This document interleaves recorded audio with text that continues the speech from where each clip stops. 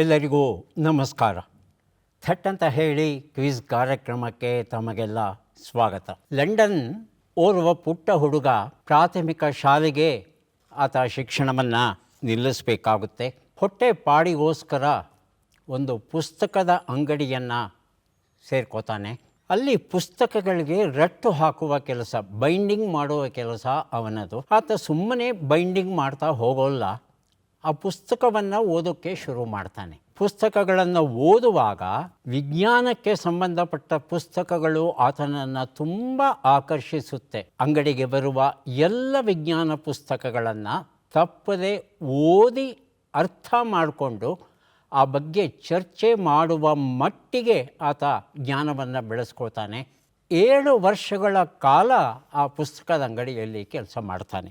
1812ರಲ್ಲಿ ಹಂಫ್ರಿ Davy ಅಂತ ಬಹುದೊಡ್ಡ ವಿಜ್ಞಾನಿ ಭಾಷಣಗಳನ್ನು ಕೊಡ್ತಾ ಇರ್ತಾನೆ. ಈ ಹುಡುಗ ಹೋಗಿ ಆ ಭಾಷಣಗಳನ್ನು ಕೇಳ್ತಾನೆ, ತುಂಬ ಪ್ರಭಾವಿತನಾಗ್ತಾನೆ.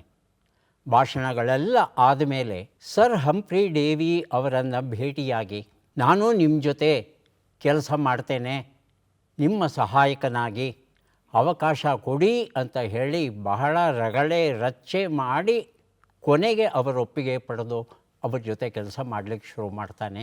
ಇದರಿಂದ ದೊಡ್ಡ ಅನುಕೂಲ ಆದದ್ದು ಅಂದರೆ ರಾಯಲ್ ಇನ್ಸ್ಟಿಟ್ಯೂಟ್ ಅಂತ ದೊಡ್ಡ ಸಂಸ್ಥೆಯ ಒಳಗೆ ಪ್ರವೇಶ ಸಿಗುತ್ತೆ ಹುಡುಗನಿಗೆ. ಎಲ್ಲರ ಜೊತೆ ಮಾತುಕತೆ ಆಡ್ತಾ, ಅಲ್ಲಿರ್ತಕ್ಕಂಥ ಪುಸ್ತಕಗಳನ್ನು ನೋಡ್ತಾ, ಚರ್ಚೆಗಳನ್ನು ಕೇಳ್ತಾ, ಪ್ರಯೋಗಗಳನ್ನು ಮಾಡ್ತಾ ಈ ಹಂಫ್ರಿ ಡೇವಿ ದಂಪತಿಗಳ ಜೊತೆಯಲ್ಲಿ ಬೇರೆ ಬೇರೆ ದೇಶಗಳನ್ನು, ಬೇರೆ ಬೇರೆ ವಿಜ್ಞಾನಿಗಳನ್ನು ನೋಡ್ತಾ ಅವನ ಅನುಭವ ಕ್ಷೇತ್ರ ವಿಶಾಲವಾಗುತ್ತೆ. ಎಷ್ಟರ ಮಟ್ಟಿಗೆ ಆತನ ಅನುಭವ ಬೆಳೆಯುತ್ತೆ ಅಂದರೆ ಆತ ಡೈನಮೋ ಕಂಡುಹಿಡಿತಾನೆ. ಈತನ ಪ್ರಖ್ಯಾತಿಯನ್ನು ಕಂಡಂಥ ಬ್ರಿಟನ್ ಮಿಲಿಟರಿ ಅಕಾಡೆಮಿಯಲ್ಲಿ ರಸಾಯನಶಾಸ್ತ್ರ ವಿಭಾಗದ ಪ್ರಾಚಾರ್ಯ ಹುದ್ದೆಯನ್ನು ಈತನಿಗೆ ಕೊಡ್ತಾರೆ ಸರ್ಕಾರ. ಹೀಗೆ ಯಾವುದೇ ರೀತಿಯಾದ ಶಿಕ್ಷಣ, ಕೇವಲ ಪ್ರಾಥಮಿಕ ಶಿಕ್ಷಣ ಬಿಟ್ಟು ಏನೇನೂ ಇಲ್ಲದ ಒಬ್ಬ ಹುಡುಗ ತನ್ನ ಸತತ ಪ್ರಯತ್ನದಿಂದ ಆತ ಡೈನಮೋ ಕಂಡು ಹಿಡಿದು ಒಂದು ಪ್ರಾಚಾರ್ಯ ಸ್ಥಾನವನ್ನು ಗಳಿಸ್ತಾನೆ ಅಂದರೆ ಅದು ಅದ್ಭುತವಾದದ್ದು. ಆ ವ್ಯಕ್ತಿ ಮತ್ಯಾರೂ ಅಲ್ಲ, ಮೈಕೆಲ್ ಫ್ಯಾರಡೆ. ಕಾರ್ಯಕ್ರಮವನ್ನು ಆರಂಭಿಸ್ತಾ ಇದ್ದೇವೆ. ಸ್ಪರ್ಧಿಗಳ ಪರಿಚಯ. ಮೊದಲ ಸ್ಪರ್ಧಿ. ಎಲ್ಲರಿಗೂ ನಮಸ್ಕಾರ. ನನ್ನ ಹೆಸರು ಡಾಕ್ಟರ್ ಪ್ರಕಾಶ್ ಎಂ. ಮೂಲತಃ ಮೈಸೂರಿನವನಾದಂತಹ ನಾನು ಪ್ರಸ್ತುತ ಬೆಂಗಳೂರಿನ ಶೇಷಾದ್ರಿಪುರಂನಲ್ಲಿ ವಾಸವಾಗಿರ್ತೇನೆ.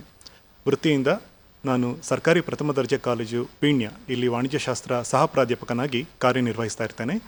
ನನ್ನ ಹವ್ಯಾಸಗಳು ದಿನಪತ್ರಿಕೆಗಳನ್ನು ಓದುವುದು, ಪುಸ್ತಕಗಳನ್ನು ಓದುವುದು, ಚಲನಚಿತ್ರಗೀತೆ ಮತ್ತು ಭಾವಗೀತೆಗಳನ್ನು ಕೇಳುವುದು ಮತ್ತು ಹಾಡುವುದು, ಹಾಗೂ ತಟ್ಟಂತ ಹೇಳಿ ಕಾರ್ಯಕ್ರಮವನ್ನು ನಿರಂತರವಾಗಿ ವೀಕ್ಷಿಸುವುದು. ಧನ್ಯವಾದಗಳು. ಪ್ರಕಾಶ್ ಅವರಿಗೆ ಸ್ವಾಗತವನ್ನು ಕೋರ್ತಾ ಇದ್ದೇವೆ. ನಮ್ಮ ಮುಂದಿನ ಸ್ಪರ್ಧಿ. ನನ್ನ ಹೆಸರು ಭುವನೇಶ್ವರಿ ಅಂತ. ನಾವು ಜಕ್ಕೂರಿಂದ ಬಂದಿರ್ತೇವೆ. ಗೃಹಿಣಿ. ನಿತ್ಯ ದಿನಪತ್ರಿಕೆ ಓದೋದು, ಕತೆ ಪುಸ್ತಕ ಓದೋದು ನನ್ನ ಹವ್ಯಾಸ. ಭುವನೇಶ್ವರಿ ಅವರಿಗೆ ಸ್ವಾಗತವನ್ನು ಕೋರ್ತಾ ಇದ್ದೇವೆ. ನಮ್ಮ ಮೂರನೆಯ ಸ್ಪರ್ಧಿ. ಎಲ್ಲರಿಗೂ ನಮಸ್ಕಾರ. ನನ್ನ ಹೆಸರು ಪರಮೇಶ ಅಂತೇಳಿ. ನಾನು ಮೂಲತಃ ಮೈಸೂರು ಜಿಲ್ಲೆಯ ಪಿರಿಯಾಪಟ್ಟಣ ತಾಲೂಕಿನ ಚಿಟ್ಟೇನಹಳ್ಳಿ ಗ್ರಾಮದ ನಿವಾಸಿ. ಪ್ರಸ್ತುತ ಬೆಂಗಳೂರಿನ ಸೌಂದರ್ಯ ಸಂಯುಕ್ತ ಪದವಿ ಪೂರ್ವ ಕಾಲೇಜಿನಲ್ಲಿ ಕನ್ನಡ ವಿಭಾಗದ ಮುಖ್ಯಸ್ಥರಾಗಿ ಕಾರ್ಯನಿರ್ವಹಿಸ್ತಾ ಇದ್ದೇನೆ. ನನ್ನ ಹವ್ಯಾಸಗಳು ದಿನಪತ್ರಿಕೆ ಓದ್ತಕ್ಕಂಥದ್ದು, ಪುಸ್ತಕಗಳನ್ನ ಓದ್ತಕ್ಕಂಥದ್ದು, ಹಾಗೂ ಶಟಲ್ ಬ್ಯಾಡ್ಮಿಂಟನನ್ನು ಪ್ರತಿದಿನ ಆಡ್ತಕ್ಕಂಥದ್ದು. ಪರಮೇಶ್ ಅವರಿಗೆ ಸ್ವಾಗತವನ್ನು ಕೋರ್ತಾ ಇದ್ದೇವೆ. ನಮ್ಮ ನಾಲ್ಕನೆಯ ಸ್ಪರ್ಧಿ. ಎಲ್ಲರಿಗೂ ನಮಸ್ಕಾರ. ನನ್ನ ಹೆಸರು ಲಕ್ಷ್ಮೀ ನಾಗೇಂದ್ರ. ನಾನು ಖಾಸಗಿ ಶಾಲೆಯಲ್ಲಿ ಕನ್ನಡ ಶಿಕ್ಷಕಿಯಾಗಿ ಕಾರ್ಯನಿರ್ವಹಿಸುತ್ತಿದ್ದೇನೆ. ನನ್ನ ಹವ್ಯಾಸಗಳು ಕತೆ ಕವನ ಬರೆಯುವುದು, ತೋಟಗಾರಿಕೆ. ಧನ್ಯವಾದಗಳು. ಲಕ್ಷ್ಮೀ ಅವರಿಗೆ ಸ್ವಾಗತವನ್ನು ಕೋರ್ತಾ ಇದ್ದೇವೆ. ತಾವು 4 ಜನ ಸಿದ್ಧವಾಗಿದ್ದರೆ ಕಾರ್ಯಕ್ರಮ ಆರಂಭಿಸೋಣ. ಮೊದಲಿಗೆ ನಿಯಮಗಳನ್ನು ಒಮ್ಮೆ ನೋಡಿಬಿಡೋಣ. ಒಟ್ಟು 10 ಪ್ರಶ್ನೆಗಳು. ಮೊದಲು ಬಜರ್ ಒತ್ತಿದವರೆಗೆ ಉತ್ತರ ನೀಡುವ ಅವಕಾಶ. ಪ್ರತಿ ಸರಿ ಉತ್ತರಕ್ಕೆ 1 ಪುಸ್ತಕ ಬಹುಮಾನ. ಆಯ್ಕೆಗಳು ಬರುವ ಮೊದಲೇ ಬಜರ್ ಒತ್ತಿ ಸರಿ ಉತ್ತರ ನೀಡಿದರೆ 2 ಪುಸ್ತಕ ಬಹುಮಾನ. 100 ಅಂಕ ಗಳಿಸಿದವರಿಗೆ 1 ಪುಸ್ತಕ. ವಿಶೇಷ ಬಹುಮಾನ. ನಕಾರಾತ್ಮಕ ತಂತ್ರಗಳಿಗೆ ಅವಕಾಶವಿಲ್ಲ. ಇಂದಿನ ಕಾರ್ಯಕ್ರಮದಲ್ಲಿ ನಾವು ಕೊಡುವ ಎಲ್ಲ ಪುಸ್ತಕಗಳನ್ನು ನಮಗೆ ಕೊಟ್ಟವರು ಸಿದ್ದಣ್ಣ ಎಸ್ ಬಡಿಗೇರವರು. ಕಲಬುರಗಿಯ ಸಿದ್ದಣ್ಣ ಅವರು ಮಾಜಿ ಯೋಧರು. ಅವರು ಕಾರ್ಗಿಲ್ ಯುದ್ಧದಲ್ಲಿ ಬಲಿದಾನಗೈದ 526 ವೀರ ಯೋಧರ ಸ್ಮರಣೆಯೊಂದಿಗೆ ಈ ಒಂದು ಪುಸ್ತಕಗಳನ್ನು ಕೊಡುವ ಸ್ತುತ್ಯ ಕಾರ್ಯವನ್ನು ಕೈಗೊಂಡಿದ್ದಾರೆ. ಅವರಿಗೆ ಅಭಿನಂದನೆಗಳನ್ನು ಸೂಚಿಸುತ್ತಾ, ಕೃತಜ್ಞತೆಗಳನ್ನು ಸೂಚಿಸುತ್ತಾ ಕಾರ್ಯಕ್ರಮದ ಮೊದಲ 2 ಪುಸ್ತಕಗಳನ್ನು ನೋಡೋಣ. ಶರ್ಮಿಳಾ ನಾಡೋಜ ಡಾಕ್ಟರ್ ಕಮಲಾ ಹಂಪನ ಬರೆದ ಪುಸ್ತಕ ಚೋಮನ ದುಡಿ, ಡಾಕ್ಟರ್ ಕೆ ಶಿವರಾಮ ಕಾರಂತ ಬರೆದ ಪುಸ್ತಕ ಮೊದಲ ಪ್ರಶ್ನೆ ಈಗ ಬಂತು. ಜಗತ್ತಿನಲ್ಲಿ ಜವಳಿ ಮತ್ತು ಹೊಲಿಗೆಯ ತತ್ವಗಳನ್ನು ಮೊದಲ ಬಾರಿಗೆ ಯಾರು ಅಭಿವೃದ್ಧಿಪಡಿಸಿದರೋ ಆಯ್ಕೆಗಳನ್ನು ನೋಡೋಣ. ರೋಮನ್ನರು, ಮೆಸೊಪೊಟೋಮಿಯನ್ನರು, ಈಜಿಪ್ಷಿಯನ್ನರು, ಗ್ರೀಕರು. ಮೊದಲಿಗೆ ಪ್ರಕಾಶ್, ನಂತರ ಭುವನೇಶ್ವರಿ. ರೋಮನ್ನರು ಆಯ್ಕೆ 1. ಭುವನೇಶ್ವರಿ. ಎರಡನೇದು ಮೆಸೊಪೊಟೇಮಿಯರು. ಮೆಸೊಪೊಟೋಮಿಯನ್ನರು. ಉತ್ತರವನ್ನು ನೋಡೋಣ. ಆದರೆ ಸರಿಯಾದ ಉತ್ತರ ಈಜಿಪ್ಷಿಯನ್ನರು ಆಗಿತ್ತು. ಸುಮಾರು 5,000 ವರ್ಷಗಳ ಹಿಂದೆ ಫ್ಲ್ಯಾಕ್ಸ್ ಅಂತ ಒಂದು ನಾರು ಬರುತ್ತೆ, ಅಲ್ಲಿ ಬೆಳೆಯುತ್ತೆ. ಆ ಫ್ಲ್ಯಾಕ್ಸ್ ಬಳಸಿ ಇವರು ನಾರು ಬಟ್ಟೆಯನ್ನು ರೂಪಿಸಿದ್ರು, ಲಿನನ್ ಬಟ್ಟೆಗಳನ್ನು ರೂಪಿಸಿದ್ರು.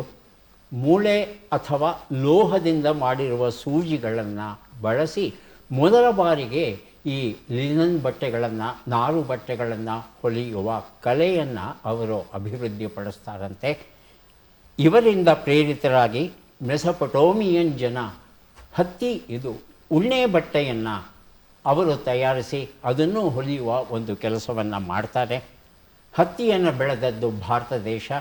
ನಮ್ಮಲ್ಲೂ ಹೊಲಿಗೆ ತಂತ್ರ ನಿಧಾನಕ್ಕೆ ಅಭಿವೃದ್ಧಿಗೊಳ್ತು. ರೇಷ್ಮೆ ಬಟ್ಟೆ ಆರಂಭವಾದದ್ದು ಚೀನಾ ದೇಶದಲ್ಲಿ. ಅವರು ಸಹ ಭಾರತೀಯರಿಂದ ಹೊಲಿಗೆಯನ್ನು ಕಲಿತ್ಕೋತಾರೆ. ಮುಂದಿನ 2 ಪುಸ್ತಕಗಳು ಜಯರಾಮಾಚಾರಿ ಬರೆದ ಕಿಲಿಗ್ ಎನ್ನುವ ಕಾದಂಬರಿ, ಕತ್ತಲಲ್ಲಿ ಕಾಮಿನಿ ಎನ್ ನರಸಿಂಹಯ್ಯ ಬರೆದ ಪತ್ತೇದಾರಿ ಕಾದಂಬರಿ. ನಮ್ಮ ಪ್ರಶ್ನೆ: ಸ್ಟ್ರೋಮಾಲೈಟ್ ಸ್ವತಂತ್ರ ಕಲ್ಲುಗಳಲ್ಲ, ಅವು ಮತ್ತೇನು? ಆಯ್ಕೆಗಳು: ಪ್ರಾಣಿಗಳ ಮಲಸಂಚಯ, ಜೈವಿಕ ಖನಿಜ ರಚನೆ. ಹೇಳಿ ಪರಮೇಶ್. ಜೈವಿಕ ಖನಿಜ ರಚನೆ. ಆಯ್ಕೆ 3 ಖನಿಜ ರಚನೆ. ಆಯ್ಕೆ 4 ನದಿ ಮೆಕ್ಕಲು ಬಣ್ಣು. ಭುವನೇಶ್ವರಿಯವರು 2ನೇದಾಗಿ ಬಜರುತ್ತಿದ್ದಾರೆ. ನದಿ ಮೆಕ್ಕಲು ಮಣ್ಣು. ನದಿ ಮೆಕ್ಕಲು ಮಣ್ಣು. ಉತ್ತರವನ್ನು ನೋಡೋಣ. ಜೈವಿಕ ಖನಿಜ ರಚನೆ ಅನ್ನೋದು ಸರಿಯಾದ ಉತ್ತರ ಆಗಿತ್ತು. ಈ ಉತ್ತರವನ್ನು ಪರಮೇಶ್ ಅವರು ಕೊಟ್ಟಿದ್ದಾರೆ. ಅವರಿಗೆ ಕತ್ತಲಲ್ಲಿ ಕಾಮಿನಿ ಎನ್ನುವ ಈ ಪತ್ತೇದಾರಿ ಪುಸ್ತಕವನ್ನು ಕೊಡ್ತಾ ಇದ್ದೇನೆ. ಸೈನೋಬ್ಯಾಕ್ಟೀರಿಯಾ ಅಂತ ಒಂದು ಬ್ಯಾಕ್ಟೀರಿಯಾಗಳ ಗುಂಪು. ಇವುಗಳ ಮೈ ಮೇಲೆ ಒಂದು ರೀತಿಯ ಲೋಳೆಯ ಪದರ ಇರುತ್ತೆ. ಒಂದು ಸೈನೋಬ್ಯಾಕ್ಟೀರಿಯಾ ಇನ್ನೊಂದು ಸೈನೋಬ್ಯಾಕ್ಟೀರಿಯಾ ಜೊತೆ ಸೇರಿಕೊಂಡಾಗ ಈ ಲೋಳೆಗಳೆಲ್ಲ ಸೇರಿಕೊಂಡು ಒಂದು ಬೃಹತ್ ರಚನೆ ಆಗುತ್ತೆ. ಆ ರಚನೆಯಲ್ಲಿ ಕಲ್ಲು, ಮಣ್ಣು, ಕ್ಯಾಲ್ಶಿಯಂ ಕಾರ್ಬೊನೇಟ್ ಇತ್ಯಾದಿ ವಸ್ತುಗಳು ಸೇರಿಕೊಂಡು ಬಿಟ್ಟರೆ ಅವೆಲ್ಲವೂ ಸೇರಿ ಕಲ್ಲಿನ ಹಾಗೆ ಒಂದು ಗಟ್ಟಿಯಾದ ಒಂದು ರಚನೆ ರೂಪುಗೊಳ್ಳುತ್ತೆ. ವಾಸ್ತವದಲ್ಲಿ ಇದು ಕಲ್ಲಲ್ಲ, ಆದರೆ ಕಲ್ಲಿನ ಅಂಶಗಳನ್ನು ಒಳಗೊಂಡ ಜೀವಿಗಳಿಂದ ರೂಪುಗೊಳ್ಳುವಂಥ ವಿಶೇಷವಾದ ರಚನೆ ಇದು. ಸ್ಟ್ರೋಮಾಲೈಟ್ ಅಂತ ಕರೀತಾರೆ. ಆಸ್ಟ್ರೇಲಿಯಾದಲ್ಲಿ ಶಾರ್ಕ್ ಬೇ ಪೂಲ್ ಅಂತಕ್ಕಂಥ ಒಂದು ಸ್ಥಳ ಇದೆ. ಅಲ್ಲಿ ಈ ಸ್ಟ್ರೋಮಾಲೈಟ್ನ ಬೃಹತ್ ರಚನೆಗಳು ಇದೆ. 3.5 ಬಿಲಿಯನ್ ವರ್ಷಗಳ ಹಿಂದೆ ರೂಪುಗೊಳ್ಳುತ್ತಂತೆ ಈ ಸ್ಟ್ರೋಮಾಲೈಟ್ ಎನ್ನುವ ಈ ಬಂಡೆಗಳು. 2 ಪುಸ್ತಕ. ಸಂವಿಧಾನ ಓದು, ನ್ಯಾಯಮೂರ್ತಿ HN Nagamohan Das ಬರೆದಿರುವಂಥದ್ದು. Bharat Ratna sir M Visvesvaraya RDG ಬರೆದಂಥ ಪುಸ್ತಕ. ಪ್ರಶ್ನೆ: ಬೆಂಗಳೂರು ಅರಮನೆಯ ವಾಸ್ತುಶೈಲಿಗೆ ಪ್ರೇರಣೆ ಎಂದು ಸಾಮಾನ್ಯವಾಗಿ ಹೇಳಲಾಗುವ ಇಂಗ್ಲೆಂಡಿನ ಅರಮನೆ ಯಾವುದು? ಆಯ್ಕೆಗಳನ್ನು ನೋಡೋಣ. ವಿಂಡ್ಸರ್ ಕೋಟೆ, ಹ್ಯಾಂಪ್ಟನ್ ಕೋರ್ಟ್, ಬಕಿಂಗ್ಹ್ಯಾಮ್ ಪ್ಯಾಲೇಸ್, ಮೊದಲನೆಯದಾಗಿ ಪ್ರಕಾಶ್ ಅವರು, ನಂತರ ಪರಮೇಶ್. ಬಕಿಂಗ್ಹ್ಯಾಮ್ ಅರಮನೆ. ಬಕಿಂಗ್ಹಾಮ್ ಪ್ಯಾಲೇಸ್ ಅಂತ ಹೇಳ್ತಾ ಇದ್ದಾರೆ. ಎರಡನೇದಾಗಿ ಪರಮೇಶ್, ವಿಂಡ್ಸರ್ ಕೋಟೆ. ವಿಂಡ್ಸರ್ ಕೋಟೆ. 4 ಆಯ್ಕೆ 4 ಕಾಕ್ಸ್ಟನ್ ಅರಮನೆ. ಉತ್ತರವನ್ನು ನೋಡೋಣ. ವಿಂಡ್ಸರ್ ಕೋಟೆ ಸರಿಯಾದ ಉತ್ತರ ಆಗಿತ್ತು. ಈ ಉತ್ತರವನ್ನು ಪರಮೇಶ್ ಕೊಟ್ಟಿದ್ದಾರೆ. ಸಂವಿಧಾನ ಓದು ಈ ಒಂದು ಪುಸ್ತಕವನ್ನು ಅವರಿಗೆ ಕೊಟ್ಟಿದ್ದೇವೆ. 1873ರಿಂದ 78ರವರೆಗೆ ಈ ಬೆಂಗಳೂರಿನ ಅರಮನೆ ಏನಿದೆ ಅದು ನಿರ್ಮಾಣವಾಗುತ್ತೆ. 10ನೆಯ ಚಾಮರಾಜ ಒಡೆಯರ್ ಅವರ ಆಳ್ವಿಕೆಯಲ್ಲಿ ನಿರ್ಮಾಣವಾದದ್ದು. 454 ಎಕರೆಯ ಬೃಹತ್ ಪ್ರದೇಶದಲ್ಲಿ ಈ ಒಂದು ಅರಮನೆ ರೂಪುಗೊಂಡಿದೆ. ಇದು ವಿಂಡ್ಸರ್ ಕೋಟೆಯನ್ನು ಹೋಲುತ್ತೆ ಅಂತ ತಜ್ಞರು ಹೇಳಿದರೂ ಸಹ ಅನೇಕ ಹೊಸ ರಚನೆಗಳನ್ನು ಇವುಗಳಲ್ಲಿ ನೋಡಬಹುದು ನಾವು. ಅದರಲ್ಲಿ ಟ್ಯೂಡರ್ ಶೈಲಿ ಅಂತ ಹೇಳ್ತಾರೆ, ಆ ಶೈಲಿಯ ಕಮಾನುಗಳು ಇವೆಲ್ಲ ಇದೆಯಂತೆ. ಇದು ಒಟ್ಟು 34 ಕೋಣೆಗಳಿವೆಯಂತೆ, ಈಜುಕೊಳ ಇದೆಯಂತೆ. ಈ ಒಂದು ಸ್ಥಳ ವಾಸ್ತವದಲ್ಲಿ ಜಾನ್ ಗ್ಯಾರೆಟ್ ಅಂತಕ್ಕಂಥ ಸೆಂಟ್ರಲ್ ಹೈಸ್ಕೂಲಿನ ಪ್ರಿನ್ಸಿಪಾಲರಾಗಿದ್ದರು, ಪ್ರಾಂಶುಪಾಲರಾಗಿದ್ದರು. ಅವರಿಗೆ ಸೇರಿದಂಥ ಪ್ರದೇಶ ಆಗಿತ್ತಂತೆ. ಆ ಪ್ರದೇಶವನ್ನು ಮಹಾರಾಜರು ಕೊಂಡುಕೊಂಡು ಈ ಒಂದು ಅರಮನೆಯನ್ನು ಕಟ್ತಾರೆ. ಮುಂದಿನ 2 ಪುಸ್ತಕಗಳು ಕಥಾಗುಚ್ಛ, ಮಡ್ಡಿಕೆರೆ ಗೋಪಾಲ್ ಅವರ ನೆನಪಿನ ಕೃತಿ, ಪ್ರಾಚ್ಯ ಪ್ರಚಲಿತ ಸಣ್ಣ ಕಥೆಗಳ ಕೃತಿ, ಕೆ ರಘುಶೆಟ್ಟಿ ಬರೆದಿರುವಂಥದ್ದು. ಪ್ರಶ್ನೆ: ಬಿಟ್ಟ ಅಕ್ಷರಗಳನ್ನು ತುಂಬಿ. ಮ್ಯಾ, ದ, ತಿ, ಕು, ತ.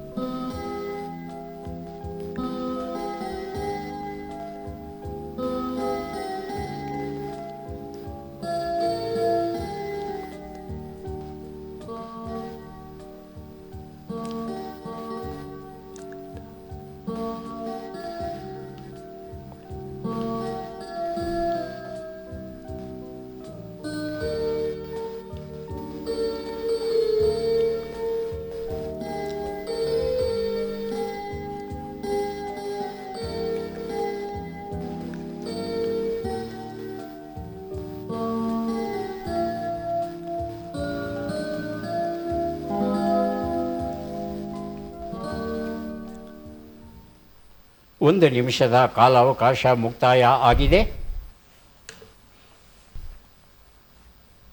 ಏನು ಹೊಳಿತಾ ಇಲ್ವಾ? 4 ಜನಕ್ಕೆ ಒಂದು ಸುಳುಹು ಕೊಡ್ತೇನೆ. ನಮ್ಮ ಕೆಲವು ರೈತರು ತಾವು ನಿರೀಕ್ಷಿಸಿದ ಬೆಳೆ ಬರಲಿಲ್ಲ ಅಂದರೆ ಆ ಬೆಳೆಯನ್ನೆಲ್ಲ ರಸ್ತೆಗೆ ತಂದು ಸುರಿತಾರೆ.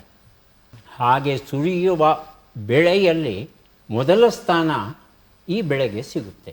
ಟೊಮ್ಯಾಟೊ ದರ ತೀವ್ರ ಕುಸಿತ. ನಿಧಾನಕ್ಕೆ ಹೋಗೋಣ. ಟೊಮ್ಯಾಟೊ ಸರಿಯಾಗಿದೆ, ಆಗಬಹುದು. ದರ ಆಗಬಹುದು. ತೀವ್ರ ಕುಸಿತ. ಟೊಮ್ಯಾಟೊ ದರ ತೀವ್ರ ಕುಸಿತ. ಕೊಟ್ಟ ಸುಳುಹನ್ನು ಬಹಳ ಚೆನ್ನಾಗಿ ಗ್ರಹಿಸಿದ್ರಿ ಪ್ರಕಾಶ್. ಕಥಾಗುಚ್ಛ, ಮಡ್ಡಿಕೆರೆ ಗೋಪಾಲ್ ಅವರ ಅಭಿನಂದನಾ ಕೃತಿ ತಮಗೆ ಕೊಟ್ಟಿದ್ದೇವೆ. ಮುಂದಿನ 2 ಪುಸ್ತಕ ದೇವರಿಲ್ಲದ ಸಾಕ್ಷಿಗೆ ರುಜು ಹಾಕಿ ಕವಿತೆಗಳು. ಬಿದಲೋಟಿ ರಂಗನಾಥ್ ಬರೆದಿರುವಂಥದ್ದು. ಈ ಮಳೆಗಾಲ ನಮ್ಮದಲ್ಲ, ಚಲಂ ಹಾಡ್ಲಹಳ್ಳಿ ಬರೆದ ಕವಿತೆಗಳ ಕೃತಿ. ಪ್ರಶ್ನೆ: 4 ಲೆಕ್ಕಗಳನ್ನು ಮಾಡಿ ಉತ್ತರಗಳನ್ನೆಲ್ಲ ಕೂಡಿ ಅಂತಿಮ ಉತ್ತರವನ್ನು ನೀಡಿ. ಲೆಕ್ಕಗಳು ಈಗ ಬಂತು. 56 ಕೂಡು 51, 77 ಕಳೆ 29, 12 ಗುಣಿಸು 18, 297 ಭಾಗಿಸು 9.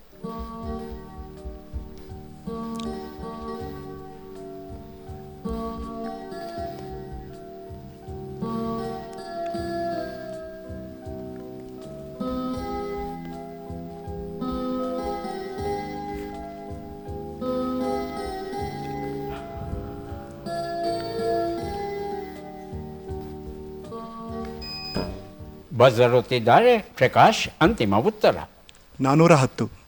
410. 410. ಇನ್ಯಾರಾದರೂ ಉತ್ತರ ಕೊಡೋರಿದ್ದೀರಾ? ಉತ್ತರ ಕೊಡೋರಿದ್ದರೆ ದಯವಿಟ್ಟು ಬಜರ್ ಒತ್ತಿ ಉತ್ತರವನ್ನು ಕೊಡಿ. ಯಾದರೂ ಉತ್ತರ ಕೊಡಲಿಲ್ಲ ಅಂದರೆ ಪ್ರಕಾಶ್ ಅವರು ಕೊಟ್ಟಂಥ ಉತ್ತರ ಸರಿಯಾ ಪರೀಕ್ಷೆ ಮಾಡಿ ನೋಡಬೇಕಾಗುತ್ತೆ. ಒಂದು ಉತ್ತರ 107, 48, 216, 33 ಎಲ್ಲವನ್ನ ಕೂಡಿದ್ರೆ 404 ಬಂತು. ಎಲ್ಲೋ ಸಣ್ಣ ತಪ್ಪಾಗಿದೆ ಪ್ರಕಾಶ್ ಅವರೇ, ನೋಡಿ. ಕಡೆ ಇದೆ ಸರ್. 2 ಪುಸ್ತಕ. ಕಾಲಳತೆಯ ದುಃಖ, ಚೆನ್ನೇನಹಳ್ಳಿ ಸ್ವಾಮಿ ಬರೆದಂಥ ಪುಸ್ತಕ. ರಾಮಾಯಣದ ಅಂತರಂಗ, ಡಾಕ್ಟರ್ ಸೋಮೇಶ್ವರ ಬರೆದ ಪುಸ್ತಕ. ಪ್ರಶ್ನೆ: ಈ ಅಕ್ಷರಗಳನ್ನು ಸರಿಯಾಗಿ ಜೋಡಿಸಿ. ಅಕ್ಷರಗಳು: ಮಾ, ಲಿ, ರಿ, ಕ, ಕೆ, ಆ, ಸೋ, ಯ.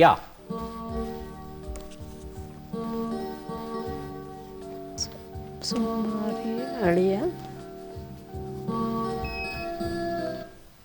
ಸೋರಿಕೆಯ ಮಾಳಿಗೆ. ಸೋರಿಕೆಯ ಮಾಳಿಗೆ 7 ಅಕ್ಷರ ಆಯಿತು. ಉತ್ತರವನ್ನು ನೋಡೋಣ. ಸೋಮಾರಿಯ ಆಕಳಿಕೆ ಆಗಿತ್ತು. ಈಗ ಮುಂದಿನ 2 ಪುಸ್ತಕ ಪರೀಕ್ಷೆ ನಿರೀಕ್ಷೆ. ಜಯಪ್ರಕಾಶ್ ನಾಗತಿಹಳ್ಳಿ ಬರೆದಿರುವಂಥದ್ದು. ದೇವರು ಕರುವಿದ ಪ್ರೀತಿ, ಹಳ್ಳಿ ವೆಂಕಟೇಶ್ ಬರೆದಂತಹ ಪುಸ್ತಕ. ಪ್ರಶ್ನೆ: ಈ ಚಿತ್ರದಲ್ಲಿರುವ ಕ್ರೀಡಾಪಟುವನ್ನು ಗುರುತಿಸಿ. ಚಿತ್ರವನ್ನು ನೋಡೋಣ.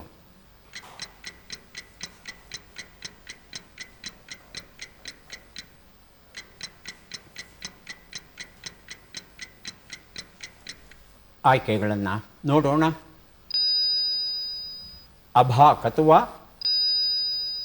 ಮನ್ಪ್ರೀತ್ ಕೌರ್, ಶರ್ಮಿಳಾ ಧನ್ಕರ್, ಕೃಷ್ಣ ಜಯಶಂಕರ್. ಮೊದಲಿಗೆ ಪ್ರಕಾಶ್, ಆಯ್ಕೆ ನಂತರ ಮೇಡಮ್ ಲಕ್ಷ್ಮಿ ಅವರು. ಆಯ್ಕೆ 2 ಮನ್ಪ್ರೀತ್ ಕೌರ್. ಮನ್ಪ್ರೀತ್ ಕೌರ್ ಅಂತ ಹೇಳ್ತಾ ಇದ್ದಾರೆ. ಲಕ್ಷ್ಮಿ ಅವರೇ, ಮನ್ಪ್ರೀತ್ ಕೌರ್ ಸರ್. ಆಯ್ಕೆ ಉತ್ತರವನ್ನು ನೋಡೋಣ. ಸರಿಯಾದ ಉತ್ತರ ಶರ್ಮಿಳಾ ಧನ್ಕರ್ ಆಗಿತ್ತು.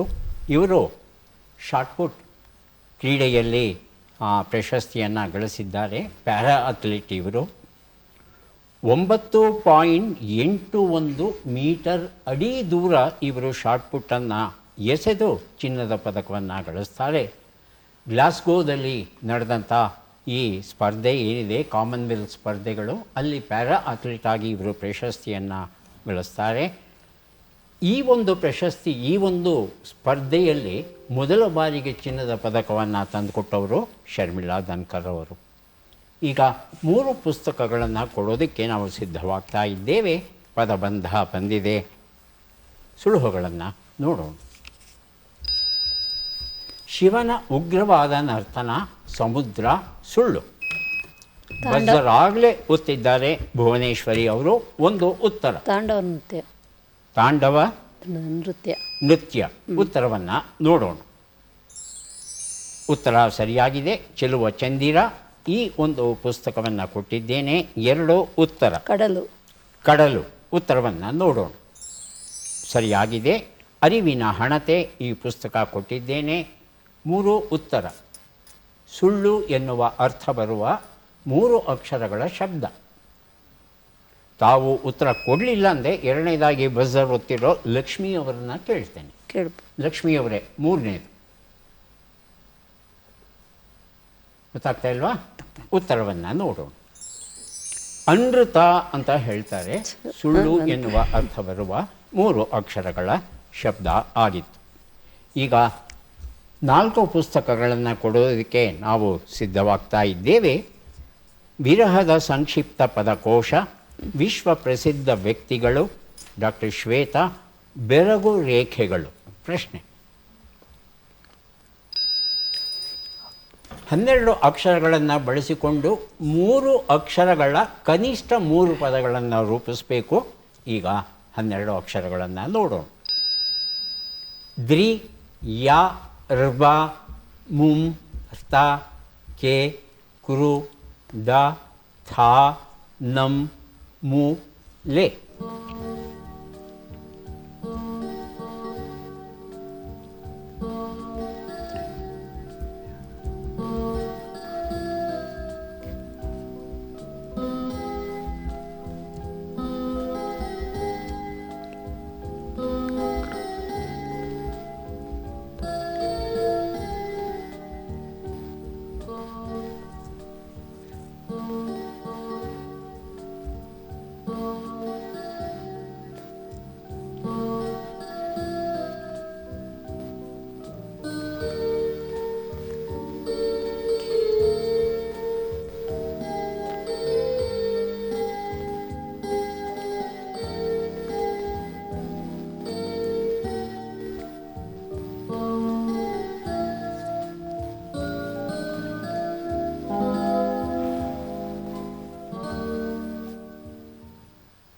ಪ್ರಕಾಶ್ ಅವರೇ, ಒಂದು ಪದ ಮಾತ್ರ. ಒಂದೇ ಪದ ಆಗಿದ್ದ? ಯಾವುದು? ಮುಂದಲೆ. ಮುಂದಲೆ. ಹಾಂ, ತಾವು ಹೇಳಿಮ್ಮ. ನಾನು ಅಷ್ಟೇ ಸರ್, ಮುಂದಲೆ ಕೇಂದ್ರೀಯ. ಎರಡೇ. ಪರಮೇಶ್? ಹಾಂ. ಲಕ್ಷ್ಮಿ? ಮುಂದಲೆ ಮುದ್ರಿಕೆ. ಕೃತಾರ್ಥ. ಮುಂದಲೆ ಮುಂದಲೆ ಮುದ್ರಿಕೆ ಯಥಾರ್ಥ. ಹೀಗೆ ಮುಂದುವರಿಯುತ್ತೆ. ಈಗ ನಾವು ಕಾರ್ಯಕ್ರಮದ ಕೊನೆಯ ಘಟ್ಟಕ್ಕೆ ಬಂದಿದ್ದೇವೆ. ಚಟ್ಪಟ್ ಚಿನ್ಕುರಳಿ, ದಯವಿಟ್ಟು ಬಜರ್ ಒತ್ತಿಬಿಟ್ಟು ಉತ್ತರ ಕೊಡಬೇಕು. ಒಬ್ಬರಿಗೆ ಮಾತ್ರ ಅವಕಾಶ ಇರುತ್ತೆ ಉತ್ತರ ಕೊಡೋದಕ್ಕೆ. ಆಯ್ಕೆಗಳು ಬಂದ ಮೇಲೆ ದಯವಿಟ್ಟು ಉತ್ತರವನ್ನು ಕೊಡಿ. ಮೊದಲ ಪ್ರಶ್ನೆ ಈಗ ಬಂತು. ಗುರುತ್ವಾಕರ್ಷಣೆಯ ಸಾರ್ವತ್ರಿಕ ನಿಯಮವನ್ನು ಯಾರು ಮಂಡಿಸಿದರು? ಆಯ್ಕೆಗಳು: ಆಲ್ಬರ್ಟ್ ಐನ್ಸ್ಟೈನ್, ಐಸಾಕ್ ನ್ಯೂಟನ್. ಮೊದಲಿಗೆ ಲಕ್ಷ್ಮಿ. Isaac Newton. ಉತ್ತರವನ್ನು ನೋಡೋಣ. ಉತ್ತರ ಸರಿಯಾಗಿದೆ. ಪುಸ್ತಕವನ್ನು ಕೊಟ್ಟಿದ್ದೇನೆ. 2 ಪ್ರಶ್ನೆ. ಚಕ್ರವನ್ನು, ವೀಲ್, ಮೊದಲು ಕಂಡುಹಿಡಿದವರು ಯಾರು? ಆಯ್ಕೆಗಳು: ಸುಮೇರಿಯನ್ನರು, ರೋಮನ್ನರು. ಮೊದಲಿಗೆ ಪರಮೇಶ್. ರೋಮನ್ನರು. ರೋಮನ್ನರು. ಉತ್ತರವನ್ನು ನೋಡೋಣ. ಸುಮೇರಿಯನ್ನರು ಸರಿಯಾದ ಉತ್ತರ ಆಗಿತ್ತು. ಮುಂದಿನ ಪ್ರಶ್ನೆ. ವಾಷಿಂಗ್ ಸೋಡಾದ ರಾಸಾಯನಿಕ ಹೆಸರೇನು? ಆಯ್ಕೆಗಳು. ಆಗಲೇ ಬಜರ್ ಒತ್ತಿದ್ದಾರೆ ಭುವನೇಶ್ವರಿ ಅವರು. Baking soda. ವಾಷಿಂಗ್ ಸೋಡಾ ಅಂದರೆ ನೀವು ಬೇಕಿಂಗ್ ಸೋಡಾ ಅಂತ ಹೇಳ್ತಾ ಸುಳ್ಳು. ಇದ್ದೀರಿ. ವಾಷಿಂಗ್ ಸೋಡಾಗೆ ನಾವು ಬಟ್ಟೆ ಸೋಡಾ ಅಂತ ಹೇಳ್ತೇವೆ. ಹೌದು. ವಾಷಿಂಗ್ ಆಯ್ಕೆಗಳನ್ನು ನೋಡೋಣ. Sodium carbonate, sodium chloride. ಯಾರಿಗೂ ಅವಕಾಶ ಇಲ್ಲ. ಸರಿಯಾದ ಉತ್ತರ ಸೋಡಿಯಂ ಕಾರ್ಬೊನೇಟ್ ಆಗಿತ್ತು. ಮುಂದಿನ ಪ್ರಶ್ನೆ. ಸಿಂಧೂ ಸರಸ್ವತಿ ನಾಗರಿಕತೆಯ ಯಾವ ಮಾದರಿಯ ನಾಗರಿಕತೆಯಾಗಿತ್ತು? ಆಯ್ಕೆಗಳನ್ನು ನೋಡೋಣ. ಇಲ್ವಲ್ಲ, ಯಾರ್ದು ಇಲ್ವಲ್ಲ ದೀಪ? ಇಲ್ಲ. ಪರಮೇಶ್ ಒತ್ತಿದ್ದೀರಾ? ಇಲ್ಲ. ಇಲ್ಲ ಅಂತಿದ್ದಾರೆ. ಗ್ರಾಮೀಣ ನಾಗರಿಕತೆ, ನಗರ ನಾಗರಿಕತೆ. ಮೊದಲಿಗೆ ಪ್ರಕಾಶ್. ನಗರ ನಾಗರಿಕತೆ. ಉತ್ತರವನ್ನು ನೋಡೋಣ. ನಗರ ನಾಗರಿಕತೆ ಉತ್ತರ ಸರಿಯಾಗಿದೆ. ಪುಸ್ತಕವನ್ನು ಕೊಟ್ಟಿದ್ದೇನೆ. ಮುಂದಿನ ಪ್ರಶ್ನೆ. ದ್ವಿದಳ ಸಸ್ಯಗಳ ಎಲೆಗಳಲ್ಲಿ ಯಾವ ರೀತಿಯ ನಾಳ ವಿನ್ಯಾಸ ಕಂಡುಬರುತ್ತದೆ? ಆಯ್ಕೆಗಳು: ಸಮಾನಾಂತರ ನಾಳ ವಿನ್ಯಾಸ, ಪ್ಯಾರಲಲ್ ವೆನೇಷನ್, ಜಾಲಾಕಾರದ ನಾಳ ವಿನ್ಯಾಸ, ರೆಟಿಕ್ಯುಲೇಟ್ ವೆನೇಷನ್. ಮತ್ತೆ ಪ್ರಕಾಶ್. ಜಾಲಾಕಾರದ ನಾಳ ವಿನ್ಯಾಸ. ಉತ್ತರವನ್ನು ನೋಡೋಣ. ಜಾಲಾಕಾರದ ನಾಳ ವಿನ್ಯಾಸ ಉತ್ತರ ಸರಿಯಾಗಿದೆ. ಪುಸ್ತಕವನ್ನು ಕೊಟ್ಟಿದ್ದೇನೆ. ಮುಂದಿನ ಪ್ರಶ್ನೆ. ವೈದಿಕ ಸಾಹಿತ್ಯದಲ್ಲಿ ಶ್ರುತಿ ಎಂದರೆ ಏನು? ಆಯ್ಕೆಗಳು: ಕೇಳಿದ್ದು, ನೆನಪಿನಲ್ಲಿಟ್ಟದ್ದು. ಮತ್ತೆ ಪ್ರಕಾಶ್ ಅವರಿಗೆ ಅವಕಾಶ. ಕೇಳಿದ್ದು. ಕೇಳಿದ್ದು ಅಂತ ಹೇಳ್ತಾ ಇದ್ದಾರೆ. ಉತ್ತರವನ್ನು ನೋಡೋಣ. ಕೇಳಿದ್ದು ಸರಿಯಾಗಿದೆ. ಪುಸ್ತಕವನ್ನು ಕೊಟ್ಟಿದ್ದೇನೆ ಪ್ರಕಾಶ್ ಅವರಿಗೆ. ಮುಂದಿನ ಪ್ರಶ್ನೆಯನ್ನು ನೋಡೋಣ. ಹಾರುವ ಏಕೈಕ ಸ್ತನಿ ಯಾವುದು? ಆಯ್ಕೆಗಳು: ಗೂಬೆ, ಬಾವಲಿ. ಮೊದಲಿಗೆ ಬಜರ್ ಒತ್ತಿದ್ದು ಪರಮೇಶ್. ಬಾವಲಿ. ಬಾವಲಿ. ಉತ್ತರವನ್ನು ನೋಡೋಣ. ಬಾವಲಿ ಸರಿಯಾಗಿದೆ. ಮುಂದಿನ ಪ್ರಶ್ನೆ. ಟಚ್ ವುಡ್ ಎಂದು ಮರವನ್ನು ಮುಟ್ಟುವ ನಂಬಿಕೆಯು ಯಾವ ವರ್ಗಕ್ಕೆ ಸೇರಿದೆ? ಆಯ್ಕೆಗಳು: ಅರಳಿ ಮರದ ಬ್ರಹ್ಮರಾಕ್ಷಸನಿಂದ ರಕ್ಷಣೆ, ಅದೃಷ್ಟವನ್ನು ತರುವಂಥದ್ದು, ದುರದೃಷ್ಟವನ್ನು ನಿಗ್ರಹಿಸುವಂಥದ್ದು ಅಂತ ಹೇಳ್ತಾರೆ. ಪರಮೇಶ್. ಅರಳಿ ಮರದ ಬ್ರಹ್ಮರಾಕ್ಷಸನಿಂದ ರಕ್ಷಣೆ. ಉತ್ತರವನ್ನು ನೋಡೋಣ. ಅದೃಷ್ಟ ತರುತ್ತೆ, ದುರದೃಷ್ಟವನ್ನು ನಿಗ್ರಹಿಸುತ್ತೆ ಅಂತ ಇಂಗ್ಲೀಷ್ ಭಾಷೆಯನ್ನು ಮಾತನಾಡುವ ಕೆಲವು ಜನ ಈ ನಂಬಿಕೆಯನ್ನು ತೋರಿಸ್ತಾರೆ. ಏನಾದರೂ ಮಾತನಾಡುವ ಟಚ್ ವುಡ್ ಅಂತ ಹೇಳಿ ಹತ್ತಿರದಲ್ಲಿರೋ ಯಾವುದಾದರೂ ಒಂದು ಮರವನ್ನು ಮುಟ್ಟುವ ಪದ್ಧತಿ ಅವರಲ್ಲಿ ಉಂಟು. ಮುಂದಿನ ಪ್ರಶ್ನೆಯನ್ನು ನೋಡೋಣ. ಪೈಥಾಗರಸ್ ಪ್ರಮೇಯವನ್ನು ಪೈಥಾಗರಸ್ಗಿಂತಲೂ ಮುಂಚೆಯೇ ವಿವರಿಸಿದ್ದ ಭಾರತೀಯ ಋಷಿ ಯಾರು? ಲಕ್ಷ್ಮಿ ಅವರು. ಆರ್ಯಭಟ. ಆರ್ಯಭಟ. ಆಯ್ಕೆಗಳು: ಕಣಾದ, ಬೋಧಾಯನ. ಇನ್ಯಾರಿಗೋ ಅವಕಾಶ ಇಲ್ಲ. ಉತ್ತರವನ್ನು ನೋಡೋಣ. ಬೋಧಾಯನ ಸರಿಯಾದ ಉತ್ತರ ಆಗಿತ್ತು. ಮುಂದಿನ ಪ್ರಶ್ನೆ. ಗುಪ್ತರ ಕಾಲದಲ್ಲಿ ಆಡಳಿತ ಮತ್ತು ಸಾಹಿತ್ಯಕ್ಕಾಗಿ ಬಳಸಲಾಗುತ್ತಿದ್ದ ರಾಜಭಾಷೆ ಯಾವುದು? ಆಯ್ಕೆಗಳನ್ನು ನೋಡೋಣ. ಸಂಸ್ಕೃತ, ಪ್ರಾಕೃತ. ಮೊದಲಿಗೆ ಬದಲಾಗುತ್ತಿದ್ದಾರೆ ಪ್ರಾಕೃತ. ಪರಮೇಶ್ ಅವರು ಪ್ರಾಕೃತ ಅಂತ ಹೇಳ್ತಾ ಇದ್ದಾರೆ. ಉತ್ತರವನ್ನು ನೋಡೋಣ. ಸಂಸ್ಕೃತ ಸರಿಯಾದ ಉತ್ತರ ಆಗಿತ್ತು. ಇಲ್ಲಿಗೆ 10 ಪ್ರಶ್ನೆಗಳು ಮುಕ್ತಾಯ ಆಗಿದೆ. ಯಾರಿಗೆ ಎಷ್ಟು ಪುಸ್ತಕಗಳು ಬಂದಿವೆ ಅದನ್ನು ನೋಡುವ ಕ್ಷಣ ಈಗ ಬಂತು. ಯಾರಿಗೆ ಎಷ್ಟು ಪುಸ್ತಕ ಬಂದಿದೆ ಅದನ್ನು ನೋಡುವ ಕ್ಷಣ ಈಗ ಬಂತು. ಪ್ರಕಾಶ್ ಅವರಿಗೆ ದೊರೆಯುತ್ತಾ ಇದೆ 4 ಪುಸ್ತಕಗಳು. ದಯವಿಟ್ಟು ಸ್ವೀಕರಿಸಿ. ಅಭಿನಂದನೆಗಳು. ಭುವನೇಶ್ವರಿ ಅವರಿಗೆ 2 ಪುಸ್ತಕಗಳು ದೊರೆತಿವೆ. ತಮಗೂ ಅಭಿನಂದನೆಗಳು. ಪರಮೇಶ್ ಅವರಿಗೆ 3 ಪುಸ್ತಕಗಳು ಸಿಗ್ತವೆ. ಸ್ವೀಕರಿಸಿ. ಅಭಿನಂದನೆಗಳು. ಲಕ್ಷ್ಮೀ ಅವರಿಗೆ ಬೆರಗು ರೇಖೆಗಳು ಎನ್ನುವ ಕಾದಂಬರಿ ಕೃತಿ, ಕವಿತಾ ಕೃತಿ ದೊರೆಯುತ್ತಾ ಇದೆ. ಸ್ವೀಕರಿಸಿ.